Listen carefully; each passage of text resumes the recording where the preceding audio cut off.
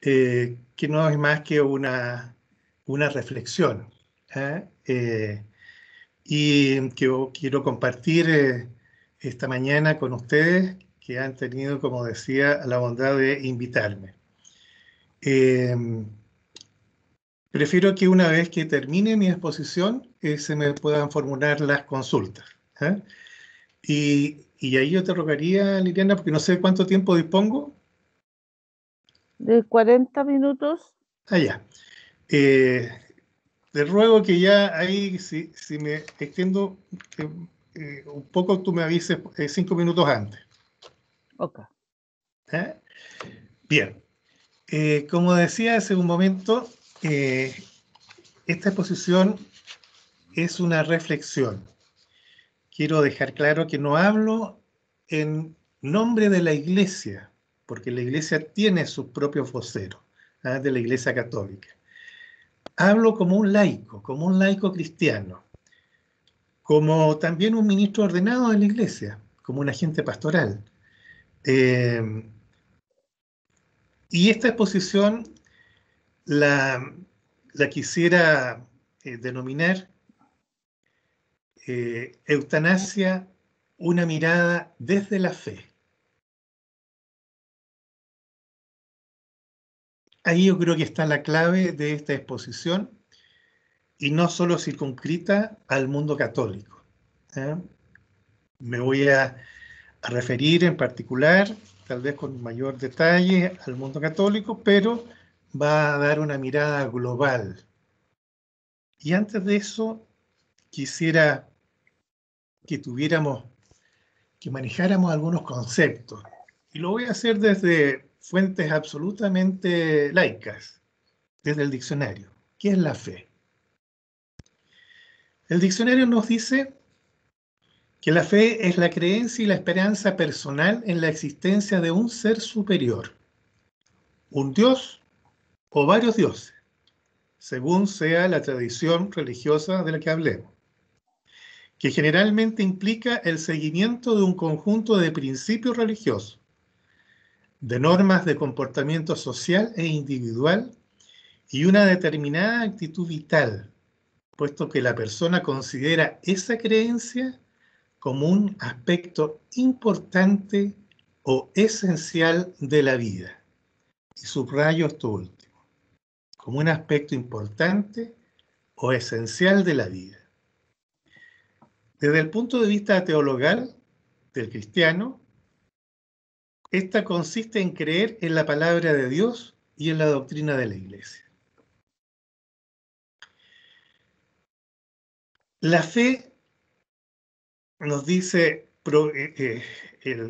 también otra fuente, el término fe proviene del latín fides, que significa fidelidad, que es el asentamiento de un hecho, confianza en el dicho o el hecho de una persona, aseveración de las cualidades de ésta. Creencia o confianza que se tiene en una persona, en una religión o en una institución, sin necesidad de que haya sido confirmado por la experiencia o la razón, o demostrado por la ciencia. En el caso de la Iglesia Católica, la razón y la fe van de la mano. Y cuando nos referimos a la ciencia tiene sin duda un límite que no puede superar y es donde la fe juega un rol fundamental. En cuanto a la eutanasia, y me voy a referir primero al proyecto que ha presentado nuestro amigo, el diputado Blado, es un hombre joven, inteligente, con un espíritu humanitario tremendo, lo conozco bien. No dudo en absoluto de su buena intención y de su sentimiento de compasión que le ha llevado a presentar este proyecto al Congreso, como tampoco dudo de esos mismos sentimientos y valores de los demás parlamentarios. Por lo tanto, vamos a dar una mirada objetiva desde el punto de vista de la fe a ese proyecto de ley.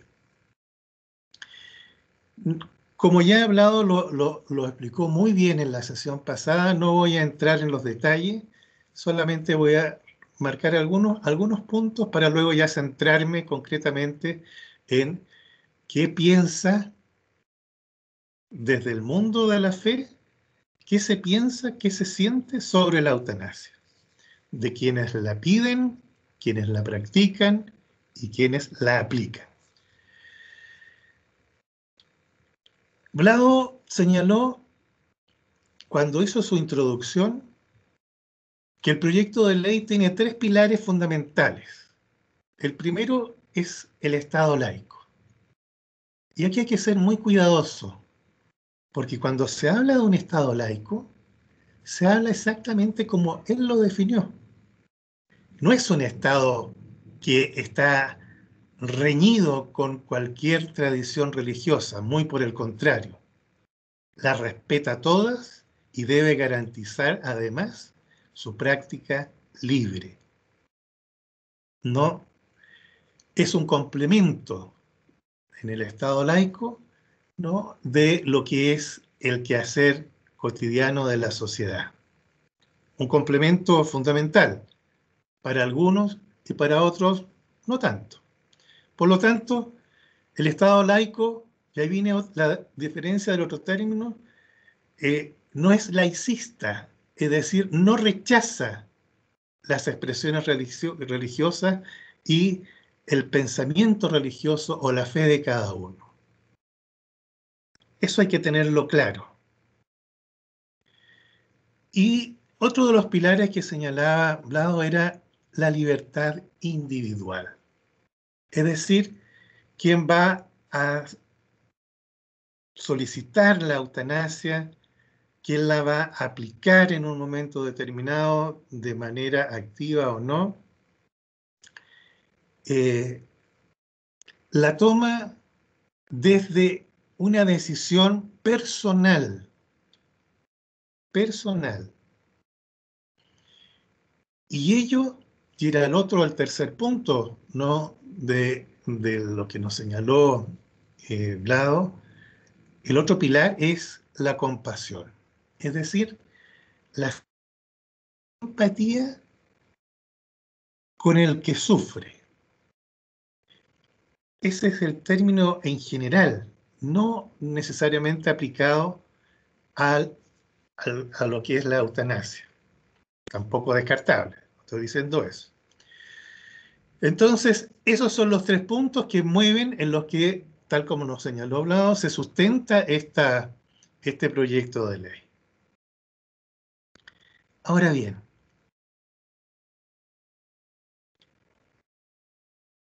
desde el ámbito de la fe, el paciente, el enfermo, se va a tener que enfrentar a una decisión personal que es tremendamente fuerte, poderosa y decisiva desde su mirada de fe. Y lo va a hacer en torno a una vivencia de dolor, de sufrimiento y muchas veces de total abandono. Como ministro de la Iglesia me ha tocado acompañar a enfermos terminales muchas veces. Con mi esposa hemos visitado y colaborado con múltiples en donde nos hemos encontrado, tanto en Chile como en el extranjero, con hogares de ancianos, con hogares de niños en situación tremendamente vulnerable, etc. Es decir, conocemos muy bien a lo que se enfrenta un anciano que está en un hogar de ancianos Y a un anciano que aún no estando en un hogar de adultos mayores, aún estando incluso en su casa con su familia, puede llegar a sentir la soledad, el cansancio, el abandono. Se puede estar rodeado de mucha gente, pero se puede sentir uno tremendamente solo. También se dan una serie de tiempos que han de respetarse para acompañar a ese enfermo, para darles acompañamiento espiritual y también el acompañamiento de la ciencia. Ahora bien, desde la mirada de la fe existe una sorprendente coincidencia entre todas las grandes tradiciones religiosas, tanto cristianas como no cristianas, en que la vida ha de ser respetada y protegida desde el momento de su concepción hasta la muerte natural de las personas. Para las tradiciones religiosas, tanto monoteístas y algunas no monoteístas, la eutanasia autoinfligida por la persona ha de considerarse siempre como un suicidio. La eutanasia o suicidio asistido infringida a un tercero ha de ser considerada como un homicidio.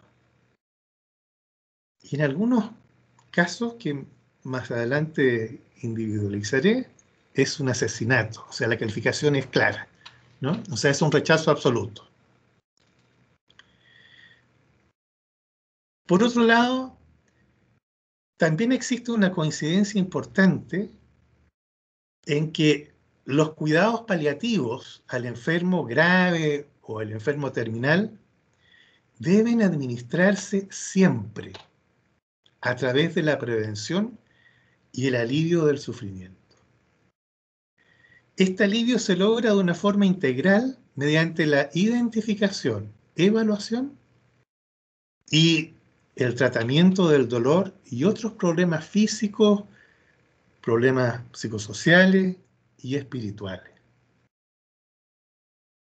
Sin embargo, también existe una coincidencia impresionante entre todas las tradiciones religiosas, el rechazo absoluto a toda forma de encarnizamiento terapéutico, porque lo consideran no un verdadero apoyo a la vida y a la dignidad del moribundo.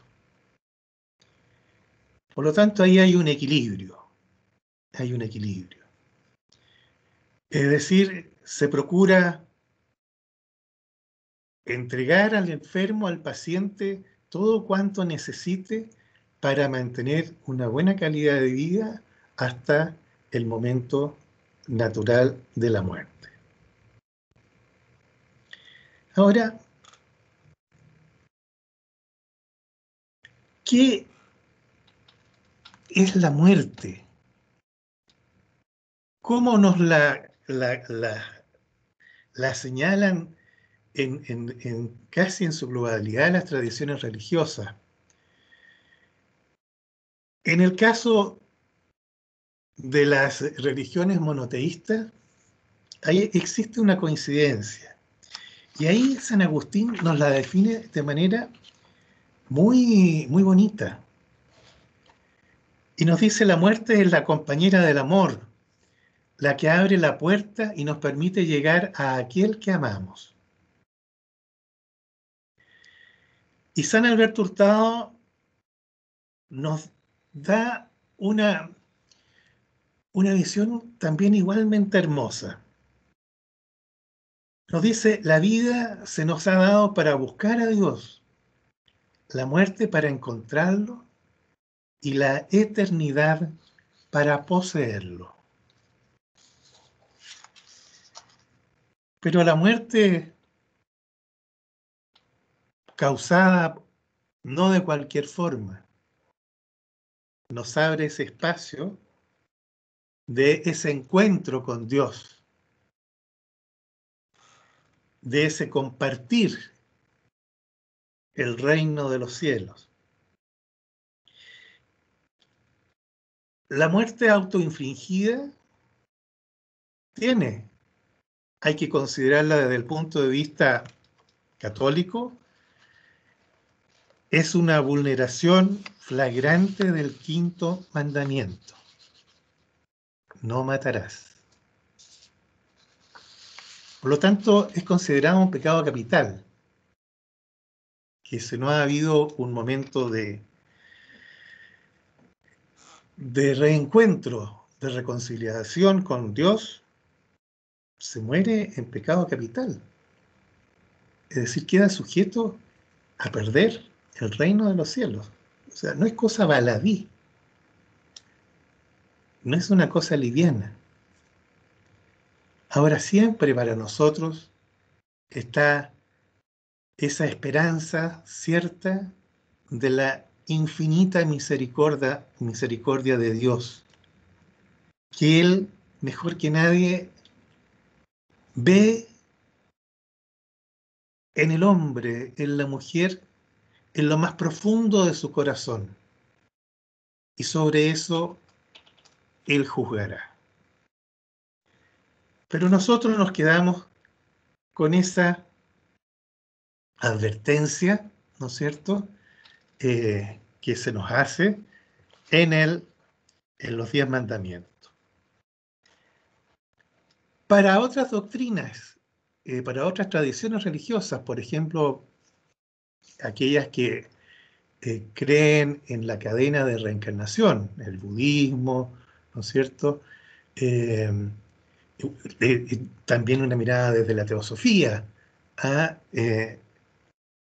nos encontramos ahí con una figura que se denomina el karma. Entonces, para ellos, que creen en esa cadena de sucesivas reencarnaciones, que tienden hacia una purificación del alma hasta llegar a un estado de iluminación total, ¿no es cierto?, la eutanasia, sin duda, causa una regresión en esa cadena sucesiva de perfección. Y aquel que la practica, en su próxima vida, por no haber vivido lo que tenía que vivir, tendrá que vivirlo de nuevo en la otra vida. Y aquel que practica la eutanasia, que se la practica,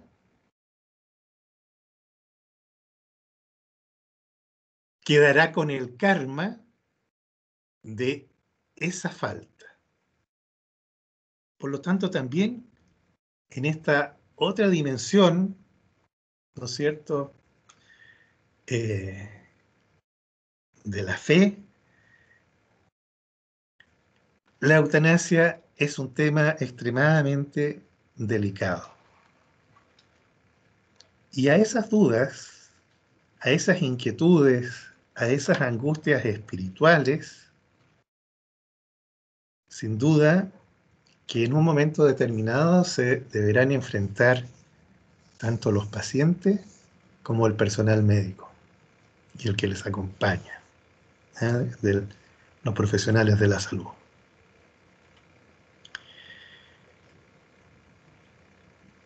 En cuanto al proyecto que comentamos, hay un punto que es interesante. En todas las tradiciones religiosas y en particular la católica, la familia juega un rol fundamental. Es sin duda el núcleo central. En el caso de la católica, esa además es lo que se denomina la iglesia doméstica, que forma parte de ese todo, del cuerpo místico de Cristo. Es la base.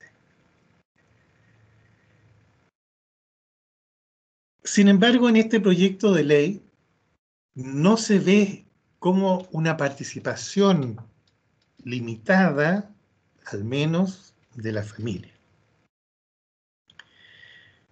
yo puedo entender perfectamente que no sea que el legislador haya procurado que no haya ninguna influencia directa o indirecta de la familia o de algún eventual heredero para causarle la muerte a otro.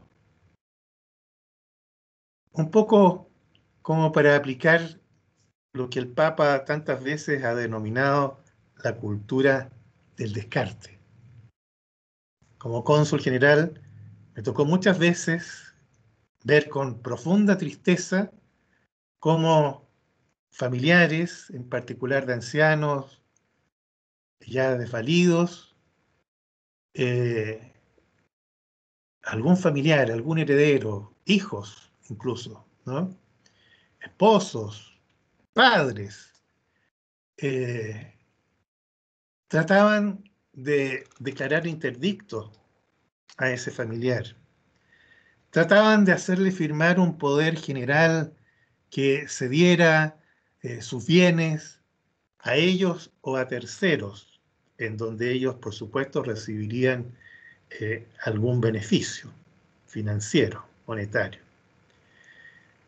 Siempre tuve mucho cuidado en ese momento y nunca permití que, y menos yo firmar, ser ministro de fe, ¿no? De un acto de esa naturaleza sin antes conversar directamente con la persona, sin nadie que en ese instante la acompañara. Es decir, una conversación privada, profunda y absolutamente reservada, antes de actuar como ministro de fe. Si no, simplemente sugería que reflexionaran y, y que no lo hicieran. Entonces, todas estas cosas se van conjugando en ese momento en que la persona, el paciente, va a tomar una decisión.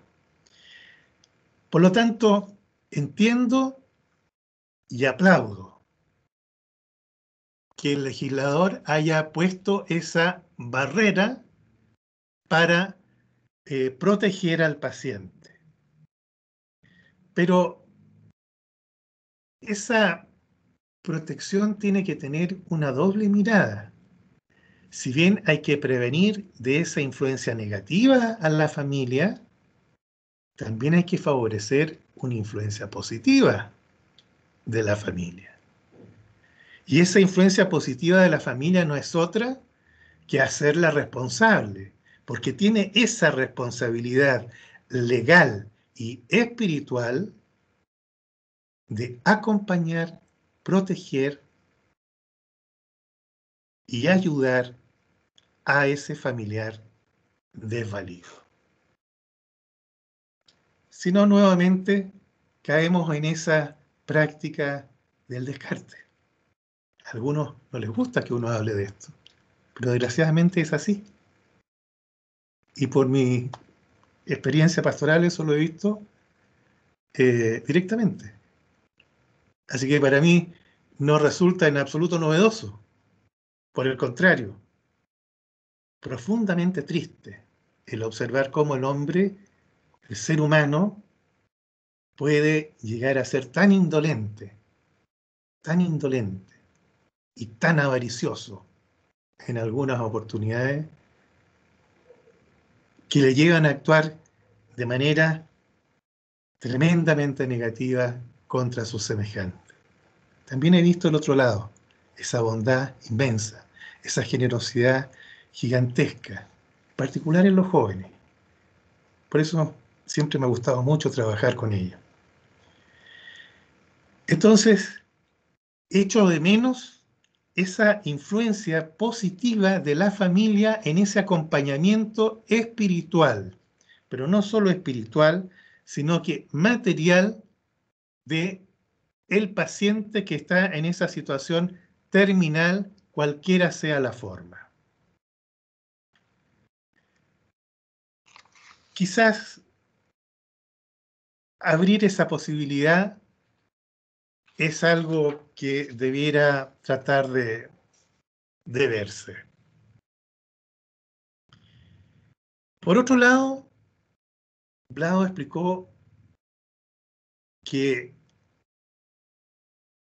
legislar sobre el tema de los cuidados paliativos involucraba, sin duda, presupuesto.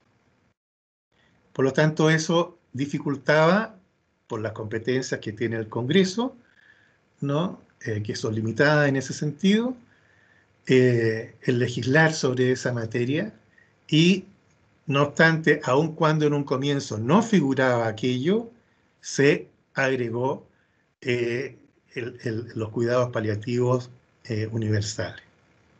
Pero quedó sujeto al capricho del gobierno de turno el dar o no dar presupuesto.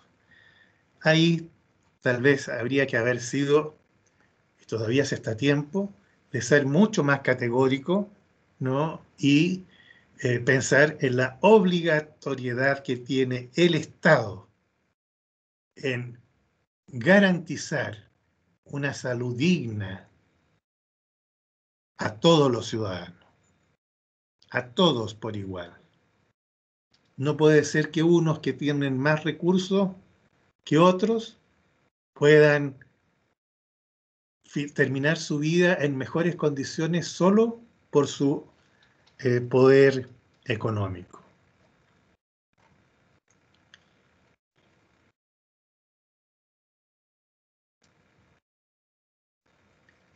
En esto también existe una coincidencia total y absoluta en las tradiciones religiosas, en el sentido de la obligatoriedad de proporcionar los cuidados paliativos necesarios, tanto médicos como espirituales, al paciente terminal,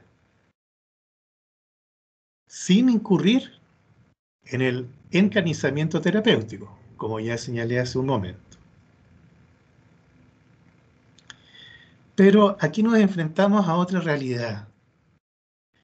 La indolencia del Estado sobre el sufrimiento humano puede traducirse también en el desentenderse de proporcionar y asegurar por todos los medios posibles los cuidados paliativos a los pacientes, lo que podría inducir finalmente a incentivar o favorecer la eutanasia.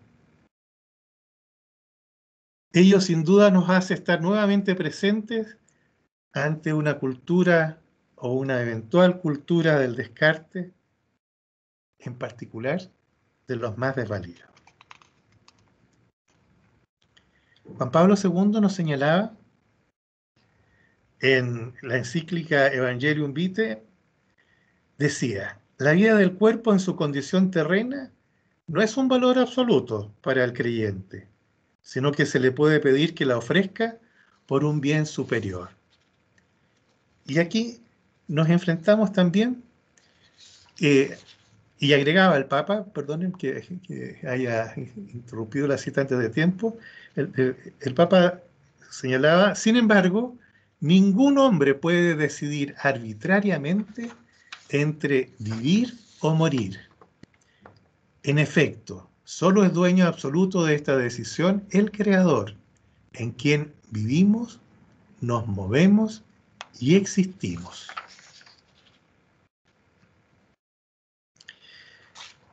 Y aquí entonces nos enfrentamos a otra particularidad desde el mundo de la fe.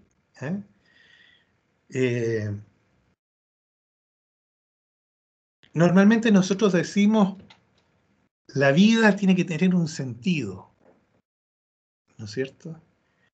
No se trata de vivir por vivir, ni tampoco de vivir de cualquier manera. Tiene que tener un sentido. Nosotros le damos un sentido. En eso influye la familia que nos ha formado, influyen nuestros maestros, que también nos forman, complementan esa formación. Y de ahí surge, ¿no es cierto?, está presente esa espiritualidad. La fe es un don de Dios. La fe no se compra en el almacén de la esquina. La fe es un don de Dios.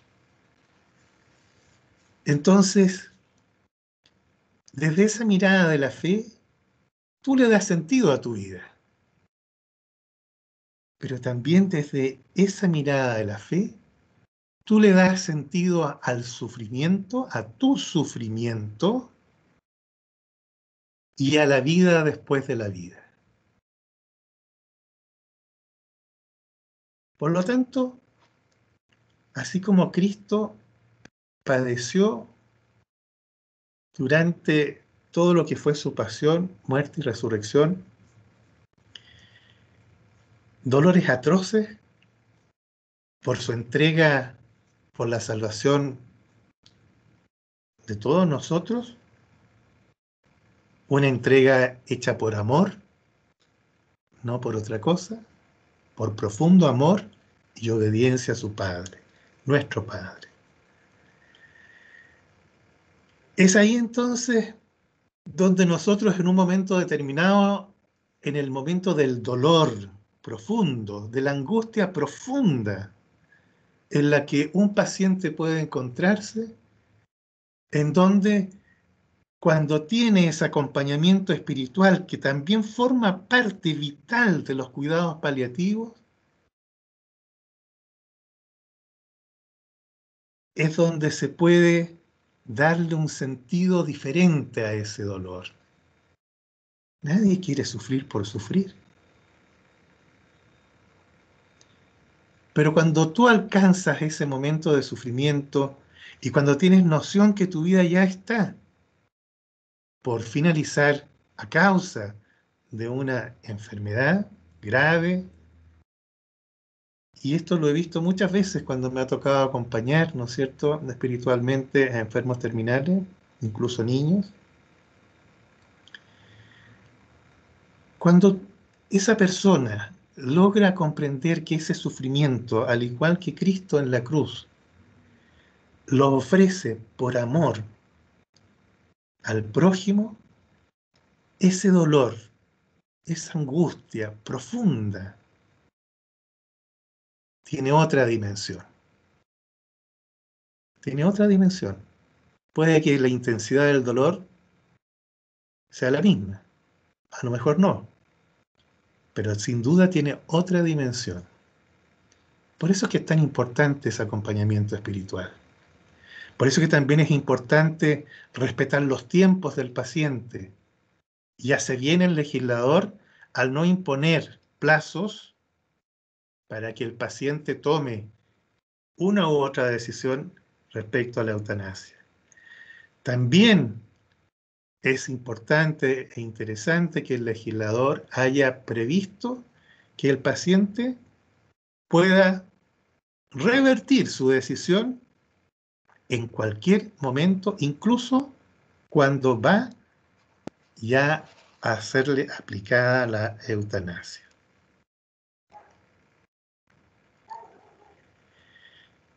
Entonces, aquí nos enfrentamos a otro dilema.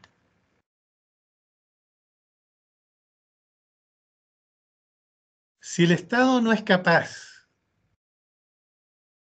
de acompañar, sostener, de cumplir con su obligación de entregar a los ciudadanos una salud digna, incluyendo esa transición hacia la muerte, estamos entonces frente a un Estado indolente, un Estado irresponsable, un Estado y una sociedad absolutamente insolidaria. Por eso que para todos los católicos y para los cristianos en general, tan importante, ¿no es cierto?, el hacer ver su voz y su pensamiento sobre esto. Ahora bien, vamos a ver muy someramente, muy rápidamente, la posición de la Iglesia sobre la eutanasia, yo ya lo he señalado, le voy a pasar a la profesora, a Liliana, después por el WhatsApp, eh, varios apuntes que pudieran ser de interés para todos ustedes. ¿Ah? Eh, de manera que no quisiera tampoco extenderme más de la cuenta en eso, porque me interesa que podamos ver, aunque sea rápido, muy rápido, qué es, por ejemplo, la eutanasia para el judaísmo. Es decir, mirando siempre desde la fe, ¿ah? Para comprender a qué se enfrenta el paciente y quiénes intervienen en torno a la eutanasia. El judaísmo concibe al hombre creado a imagen de Dios, por lo que la bioética judía se basa principalmente en el respeto al ser humano, tanto durante esta breve vida como en la eterna, según lo define. Por eso, no es de extrañar que toda la normativa judaica esté dirigida a que el hombre viva de acuerdo con ella y no para morir por ella. Entonces, cualquier precepto puede suspenderse cuando entra en conflicto con los intereses de la vida humana. Para el judaísmo, el valor de la vida humana está más allá de toda consideración. Existe una oposición incondicional hacia la eutanasia como también hacia el aborto. Aún más, el médico está obligado a hacer lo posible para velar por la salud del paciente, incluso a pesar del enfermo, ya que no proporcionar tratamiento médico adecuado es equivalente, como ya dijimos, a derramar sangre, a cometer entonces asesinato. Se entiende que debe hacerlo incluso a pesar del enfermo, porque existe la prohibición de entregar voluntariamente la vida y por lo tanto el médico no necesita el consentimiento del paciente para efectuar una operación de urgencia. Por lo tanto, un médico judío o un paciente judío le es tremendamente fuerte tomar una decisión o participar en un acto de esta naturaleza. La Torá señala, la Torá ha concedido permiso al médico autorizado para sanar y se trata de un mandamiento en el que ordena salvar la vida. Aquel que se rehúse a sanar está derramando sangre, incluso si hay otros médicos disponibles. Lo anterior se basa en lo estipulado en el texto del Levítico, que dice, no te quedarás impasible ante la sangre de tu prójimo.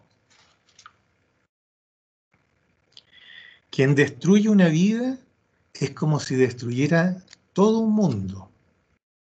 Y quien salva una vida es como si hubiera salvado un mundo entero.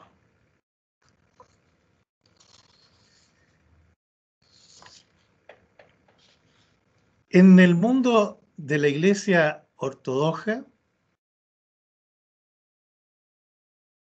al igual que la católica, esta rechaza la eutanasia porque la considera un suicidio de parte de la persona que quiere morir y un homicidio por parte del médico que la practica. Ya dijimos que en todas las tradiciones religiosas existe, ¿no es cierto?, esta coincidencia de que tampoco ha de dársele un tratamiento invasivo, insoportable al paciente, ¿ah? Para, digamos, obligarlo a vivir más allá de lo que la naturaleza propiamente tal señala. En el protestantismo, las denominaciones protestantes varían ampliamente en su enfoque sobre la eutanasia y la muerte asistida por un médico. Las iglesias evangélicas han trabajado con la Iglesia Católica en un enfoque sobre la santidad de la vida, aunque algunos evangélicos pueden estar adoptando una posición con menos excepciones. Mientras tanto, las denominaciones protestantes liberales han evitado ampliamente la eutanasia.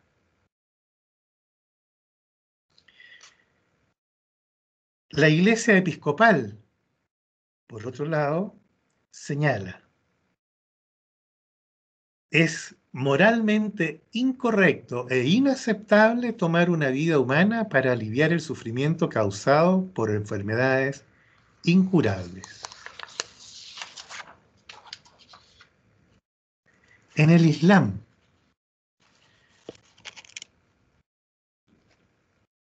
la cultura musulmana comparte los principios éticos occidentales: la justicia, la beneficencia, la no maleficencia y la autonomía.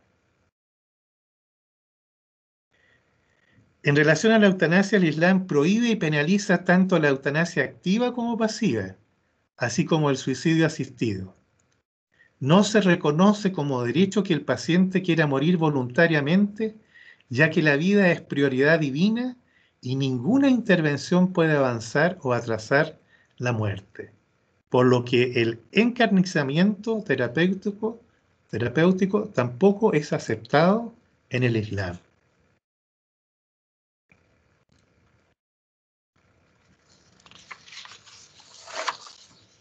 Ahora está claro que en todas las tradiciones religiosas también existe al menos en la cristiana, un momento en que un paciente puede rechazar, ¿no? Un tratamiento, siempre y cuando éste no lo conduzca por la vía de la eutanasia o del suicidio asistido, ¿ya? Eh, en el hinduismo hay dos puntos de vista sobre la eutanasia. Al ayudar a poner fin a una vida dolorosa, una persona realiza una buena acción y cumple con sus obligaciones morales, que son las menores, los que ven aquello.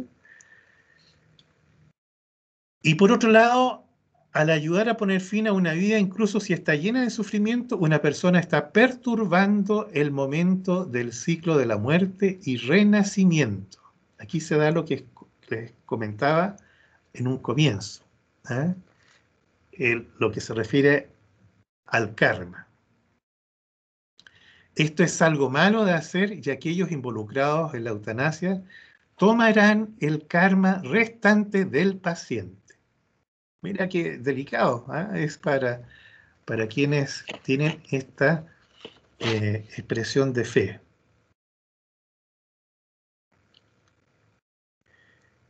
Por lo tanto, la eutanasia no es un acto solo de pecar. También es considerada por las tradiciones religiosas y en el hinduismo, ¿no?, como un apego a lo mundano. Y eso hace que la eutanasia sea vista precisamente como un acto de pecado. En fin, así creo que hemos dado una mirada muy apretada qué se entiende por la eutanasia y el suicidio asistido eh, desde la mirada de la fe. Yo quisiera detenerme ahora y hacer una reflexión con ustedes. Cuando yo hablo de mi experiencia con enfermos terminales, no la hablo solo desde mi actividad pastoral. La he vivido en carne propia, en nuestra familia,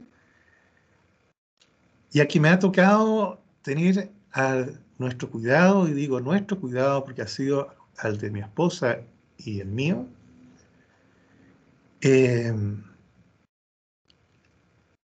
a familiares muy ancianos, tías solteronas, muy longevas, nonagenarias, a mi suegra, a mi madre,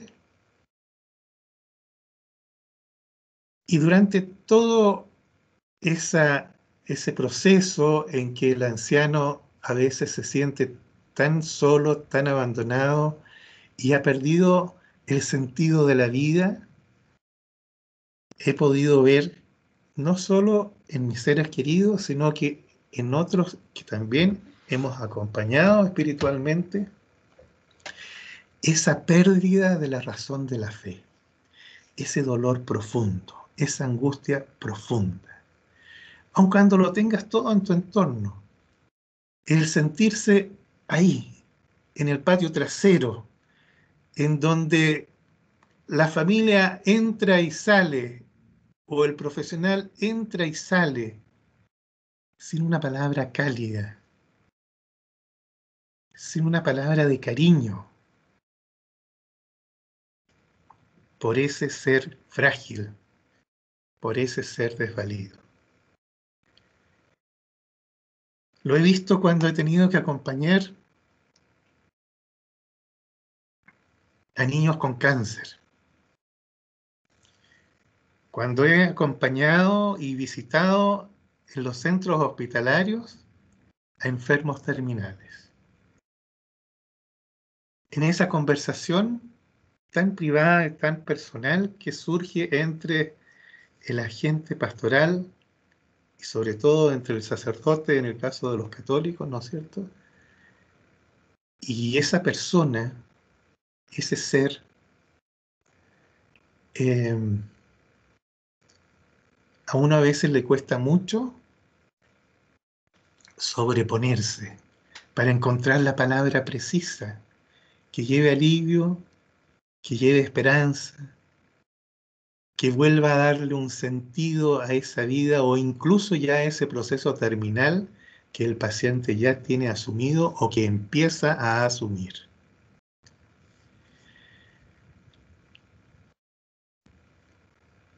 Junto con, a lo mejor, aprobar esta ley de eutanasia, creo que también debiéramos fortalecer toda nuestra legislación para proteger a los ciudadanos, para darles un mejor sistema de salud, para garantizar una vejez digna, para garantizar el acceso a los medicamentos básicos y paliativos de los tratamientos de enfermos terminales, para ayudar a los familiares directos que acompañan a un enfermo terminal. Ellos también están padeciendo ese caminar y necesitan de esa ayuda material, pero también espiritual. En estos días, a raíz de la pandemia, hemos visto cómo los enfermos de coronavirus, al morir, y durante esa etapa, por las razones tan delicadas de la enfermedad, son aislados absolutamente de sus seres queridos. También se limita el acceso pastoral por razones que no son discutibles, están a la vista, va a depender de las condiciones sanitarias y médicas que se tengan en el lugar donde se encuentra internado el paciente. Ese momento de soledad absoluta y total de ese paciente.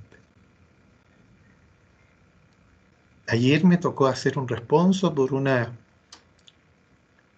funcionaria de la Cancillería que falleció de las secuelas del coronavirus. Estuvo intubada semanas. Superó el coronavirus, entre paréntesis, pero fue tal la invasión de las secuelas del coronavirus que no le permitió salir con vida de ese recinto hospitalario. Qué triste es ver cómo entonces no podemos dar a ese ser querido esa asistencia, ese palpar. Fíjate que cuando tú haces el acompañamiento espiritual de un enfermo, en particular de los enfermos terminales, o de aquellos que incluso están inconscientes, hay algo que es fundamental, es el acariciar, es el acariciar. La persona a lo mejor puede que no oiga, pero quizás sienta que está acompañada, que sienta que no está sola, que eso le transmita la fuerza necesaria para seguir batallando contra la enfermedad que le aqueja. O bien también para darle un sentido a ese fin de esta vida terrena y esa Pascua que ocurre al traspasar el umbral a la vida eterna. A eso nos enfrentamos y se enfrentarán todos quienes tengan que intervenir en el momento de solicitar o de practicar la eutanasia. Muchas gracias. Gracias, Patricio. A ver, tengo acá una pregunta del representante del Partido Socialista. El juego de roles, ¿ah? Sí, lo sé. Si bien la religión en su mayoría desaprueba la eutanasia como práctica u opción, ya que desaprueba completamente desde el mandamiento que mencionó no matarás, ¿en qué momento se respeta la voluntad personal del individuo que tomó la decisión de forma consciente? Pues recordemos que el proyecto de ley plantea la verificación integral de esta opción, ya que para hacerse efectiva la autorización, quien la solicita debe estar por completo consciente. Después, otro estudiante que no se identifica de qué bancada es, desde su punto de vista y considerando el avance que ha tenido el proyecto de ley, don Patricio, este segundo pilar que alude a la compasión, ¿cree usted que es suficiente respetar la opinión médica con la objeción de conciencia? Y voy a agregar otra pregunta, que es lo que existe en este minuto, que es la limitación del esfuerzo terapéutico, que eso se practica y que en definitiva, cuando un enfermo ya no tiene más que hacer, se puede optar por esa limitación, es decir, no hacer medidas extraordinarias o desproporcionadas. Y en definitiva eso el médico lo plantea a los parientes. A este señor el último es desde el Ejecutivo. Bien. Y además una pregunta que yo quiero hacer, Patricio, además de las que hacen los alumnos, es ¿qué pasa con la creencia de la Iglesia Católica respecto de los milagros en esta fase? Bien. A ver, fueron varias preguntas, así que si se me queda alguna en el tintero, tú me la recuerdas. Vamos a ver, en cuanto a la consulta acerca de la libertad, ¿no es cierto? Porque está cuando dice qué pasa cuando la persona es plenamente consciente, toma esa decisión. Esa decisión adoptada plenamente consciente desde el punto de vista únicamente humano, no solo voy a dar, no quiero dar nuevamente, ya dije, ¿no? Cómo la mirada de la fe va a influir en esa decisión en todo momento. Va a influir en mayor o menor medida. Pero en cuanto a esa decisión que la persona plenamente consciente adopta antes, en cuanto a esto, incluso estando sano, ¿ya? Esa decisión normalmente suele ser vista desde el punto de vista que uno no quiere en absoluto que se le prolongue la vida artificialmente, sino que la vida termine de manera natural, por supuesto que con la asistencia necesaria y los cuidados paliativos que se requieran para que se alivie o se evite el dolor. Es decir, la persona que toma esa decisión, eh, por lo general, es porque no quiere que haya ese tratamiento invasivo, que ya señalé que todas las tradiciones religiosas lo rechazan. ¿Eh? Es decir, la vida tiene un curso natural. Y la obligación del hombre, del Estado, del médico, es hacer que ese final sea digno. Sea digno, es decir, proporcionar al paciente todos los recursos que sean necesarios para aliviar, si ya no hay otra alternativa de sanación, aliviar el sufrimiento y aliviar el dolor. El tomar esa decisión previa, además, tiene otro efecto que es muy importante, y es el efecto de liberar a la familia de tener que tomar ellos una decisión de esa naturaleza en caso de que su ser querido se vea en una situación de ese tipo. Y eso es muy importante, porque el remordimiento de conciencia que queda en la persona cuando cree haber adoptado, y estoy hablando de una medida que se toma de manera sana, no dolosa, ¿no? Y cuando el médico te dice claramente y te dice, mire, ya su ser querido, su padre, su madre, etcétera, su hijo, eh, ya no tiene ninguna posibilidad de vida. Y entonces te dice, ya no queda ninguna otra cosa que hacer, salvo que se le entube, se le ponga una serie de aparatos y se le prolongue la vida artificialmente, sin calidad de vida alguna. Qué difícil decisión para la familia en ese momento. Por lo tanto, ahí, cuando la persona ha tomado esa decisión previa, libera a la familia, la libera. Pero también ahí hay un acto de fe en quien tomó esa decisión de solicitar de que no se le practique ningún tratamiento que no sea el estrictamente necesario y que no sea un encarnizamiento terapéutico. ¿Ya? Ese es uno. El otro es, hay que recordar que el hombre, en el caso del mundo cristiano, goza del libre albedrío. Por lo tanto, somos nosotros, hombres y mujeres, quienes decidimos nuestro presente y nuestro futuro. Pero lo decidimos sobre la base de lo que creemos. En lo civil y en lo espiritual, ¿no es cierto?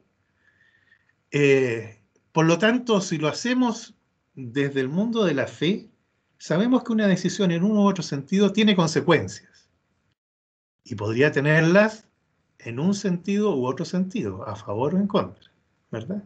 Por lo tanto, desde el mundo cristiano existe, ¿no es cierto?, esa libertad, ese libre albedrío que se respeta.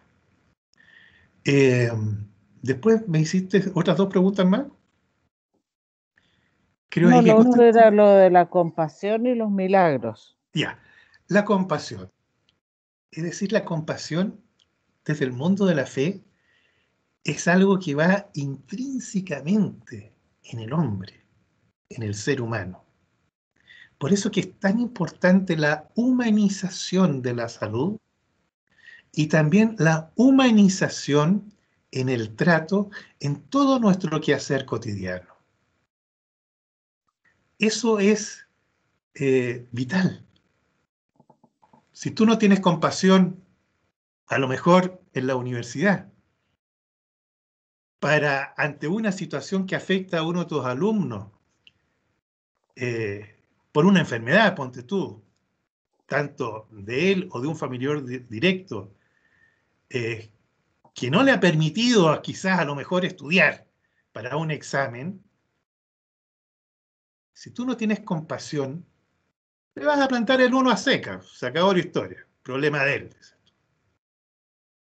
Pero si hay compasión, tú te vas a preocupar primero de saber por qué.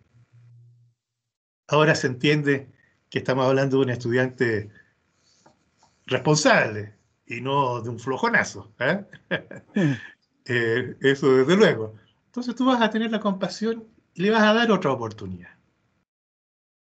Cuando tú vas a una oficina y alguien que te atiende de mala gana, de mala forma o de forma irrespetuosa, causa un rechazo absoluto y pone una barrera entre la misma información que está dando en uno y otro sentido. Y al revés, cuando tú vas a solicitar alguna cosa en algún lugar, público o privado, y lo haces de mala forma, ahí también hay un maltrato. Y también provocas y pones esa barrera. Entonces, cuando se parte de la base de que debe haber un respeto recíproco por el otro y que se debe actuar de manera educada, razonable y compasiva, sobre todo en el ámbito de la salud, entonces tú puedes todavía tener esperanza en un mundo mejor. Y en cuanto a los milagros son una bendición de Dios. Solo Él puede hacerlo. Nosotros podemos interceder para que ello ocurra. En el caso de los enfermos terminales, por ejemplo, o enfermedades ya graves, ¿no? A veces se dice, el Señor me abandonó, el Señor me castigó. No, el Señor no nos abandona ni nos castiga. El Señor está ahí para acompañarnos, para ayudarnos y levantarnos. Solo falta que tú, que yo, extendamos la mano para tomarla de Él. Solamente eso. ¿Y esa ayuda será espiritual o será material? Dios sabe antes que nosotros qué es mejor para cada uno. Por lo tanto, los milagros se dan, existen. Ya científicamente están comprobados cuando la ciencia te dice, mire, esto no tiene explicación científica. Esta persona debió haber fallecido, o esta persona, fíjese que estuvo 3 minutos muerta y de repente, ¡tac!, volvió a la vida, porque ahí no podemos hablar de que resucitó, ¿no es cierto? Ahí hablamos de que revivió, no es que haya resucitado. Ese sin duda es un milagro, pero esos milagros son y provienen de Dios. Y nosotros, todos nosotros, podemos precisamente rogar, interceder para que aquello pueda ocurrir de una u otra forma en beneficio de un tercero. Nunca va a existir un milagro que dañe a un tercero. Jamás. Dios es amor, es bondad y es el bien por esencia, el bien absoluto. Por lo tanto, nada malo de Él proviene. La última pregunta, Patricio. El Frente Amplio dice, se habló de que el proyecto era avaricioso, pero ¿no es más avaricioso seguir humanizando un martirio para la gente que padece enfermedades terminales? ¿Por qué el proyecto se propone desde el punto de vista de una persona que sufre un dolor insoportable? A ver, en primer lugar quisiera decir que esa aseveración es absolutamente incorrecta e imperdonable. Yo en ningún momento he dicho que este proyecto sea avaricioso. Muy por el contrario. Entonces tengamos eso claro de partida, ¿ya?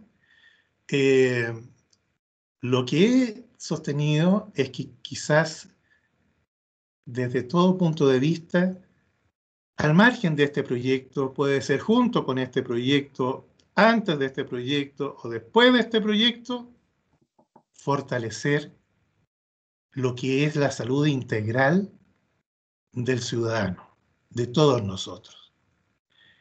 Una vez que se fortalezca la ley o se dicte, ¿no es cierto?, el reglamento de lo que será la ley de los cuidados paliativos en su globalidad, ahí es donde debe haber una preocupación del Estado, ¿no?, de proporcionar todos los recursos que sean necesarios para procurar evitar ese sufrimiento insoportable, a veces intolerable, al que se somete a los pacientes por no tener recursos. Por lo tanto, es absolutamente distinto lo que yo he señalado a la consulta que se me ha formulado. Bueno, realmente contestaste anticipadamente la última pregunta, que obviamente se refiere a que esto de los cuidados paliativos debería ser universal y no solamente para aquellas enfermedades que están en el GES. Efectivamente, así es. Bueno, la verdad, hay una pregunta del PPD, no la veo yo. Está en pantalla, Liliana. Si quieres, le leo yo. Ya. Ok. Desde el PPD preguntan. El filósofo John Stuart Mill nos habla del principio de libertad individual, donde dice que sobre sí mismo, sobre su cuerpo y sobre su mente, el individuo es soberano. Nosotros creemos desde una creemos desde una visión valórica y ética. El ser humano individual tiene la posibilidad de decidir sobre cómo vive, cómo muere dignamente, digno desde la perspectiva del sufrimiento por años, sabiendo que el paciente tiene una enfermedad terminal, los medicamentos y cuidados paliativos calman momentáneamente los dolores o causas dolorosas de la enfermedad, pero el sufrimiento está ahí siempre. ¿No se debería respetar también la palabra del paciente, que es el quien sufre en carne propia su dolor, respetar su propia decisión? Esa es la pregunta de la bancada PPD. Bien, muchas gracias. Bueno, reitero lo que ya dije. Todas las tradiciones religiosas, en particular la cristiana, respetan el libre albedrío. Eso forma parte de nuestra fe. Por lo tanto, cada uno de nosotros somos libres de adoptar la mejor decisión que en nuestro juicio es la acertada y la razonable. Y la vamos a adoptar sobre la base de distintos parámetros, ¿no? Y entre esos también sobre la fe que profesamos. Por lo tanto, en ningún momento he dicho que no se tenga ese libre albedrío para tomar una decisión en uno u otro sentido. Solamente he señalado a qué se ve enfrentado tanto quien solicita o que llegue a solicitar. En algunos países esto ya está vigente, por lo tanto, que solicita, ¿no?, la eutanasia o quien se la practica, ¿no? No estoy haciendo un juicio de valor.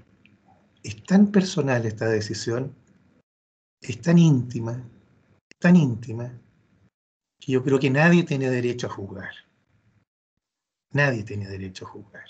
Pero sí uno tiene derecho y el deber, desde el punto de vista de la fe, cualquiera que ésta sea, a iluminar a ese paciente, a esa familia que está viviendo ese momento de profunda angustia y dolor.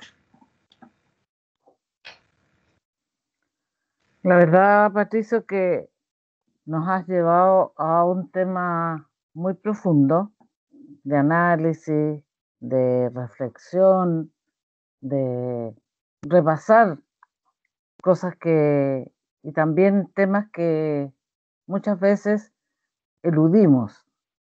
Porque si tú le preguntas a la gran mayoría de las personas, estos temas no se tratan.